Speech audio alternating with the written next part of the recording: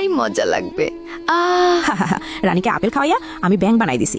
এখন তারে নিয়ে আমি নদীতে ফালাই দিই। নদীর ভিতরে ফালাই দিলাম রানীরে। এখন আমি গিয়ে রানী হয়ে যাব। এই তো আমি রানী হয়ে গেছি। আজকে থেকে আমি রানী হয়ে থাকবো। বাঁচাও। আর এই চাকরানি আমাকে ব্যাং বানায় পানিতে ফালাই দিছে। আমার পিছনে সাপ পড়েছে, কেউ আমাকে বাঁচাও। সাপের হাত থেকে একটু জন্য বেঁচেছি। আমার বেঁচে থাকতে হবে যেভাবে হোক। আমি কি করি এখন? আর এখানে এই ঝিনুকটা কোথা থেকে আসলো? এটা কি আসলেই স্বর্ণের ঝিনুক? দেখি তো একটু ঘষে। আমি হলাম ড্রাগনের বাচ্চা, তুমি আমাকে ডিম থেকে বের করেছো, তোমাকে ধন্যবাদ। আজকে থেকে আমি তোমার বন্ধু, তোমার সাথেই থাকবো আমি। রানী হয়ে থাকতে কত মজা। আমাকে কত মানুষ সেবা করে, কত মানুষ আমাকে রানী বলে। তুমি এটা খাও, তাইলে তুমি ব্যাংক থেকে আবার রানী হয়ে যাবে। আচ্ছা দেখি খেয়ে। আরে আসলেই তো আমি সত্যি সত্যি ঠিক হয়ে গেছি। আমাকে এখন আমার রাজপ্রাসাদে নিয়ে যাও। তুমি টেনশন করো না রানী, আমার বন্ধু। আমি এখন সেই ডাইনিটাকে এমন ভাবে মারবো যেটা দেখার পর পুরো পৃথিবীর মানুষ চমকে যাবে।